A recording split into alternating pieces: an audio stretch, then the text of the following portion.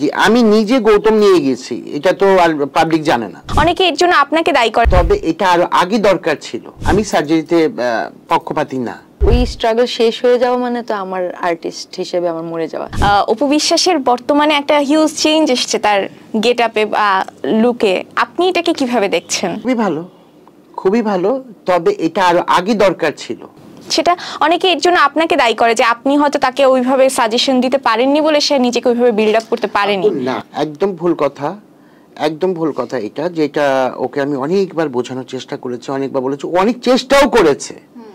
হ্যাঁ, অনেক চেষ্টাও করেছে। আমি ওর ডক্টরের কাছে বন্ধ নিয়ে গেছি, যে আমি নিজে গৌতম নিয়ে গেছি, এটা তো আর পাবলিক জানে না।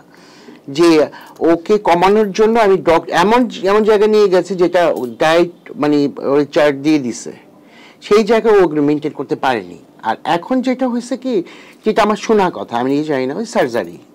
আমি সার্জারিতে পক্ষপাতী না। নতুন সেনোরা, গাইনোকোলজিক্যাল সোসাইটি দ্বারা স্বীকৃত নিরাপদ সুগন্ধিমুক্ত স্যানিটারি ন্যাপকিন সেনোরা। সার্জারি করলে তো মানুষ একটু সুন্দর হবেই, সার্জারি করলে তো একটু শুকনো হবে, এই করবে। আমার এগুলো ভালো লাগে না। আমি একদম প্রপার ডায়েটে নিয়ে গেছিলাম, আমি ভালো জানি, ও জানে।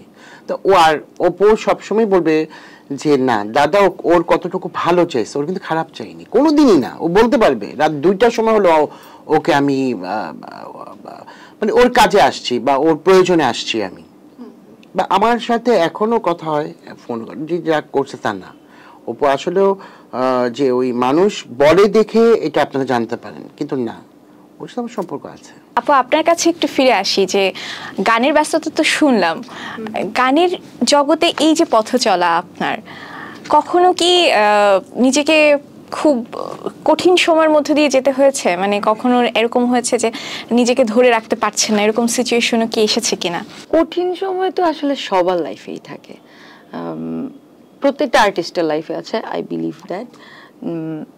আর প্রতিনিয়ত নিজের সাথে যে নিজের যুদ্ধটা, যে আমি যে কাজটা করেছি এর থেকে আরো বেটার কাজ দিব, কারণ আমার ফ্যান্সদের কাছে আমার একটা কমিটমেন্ট আছে।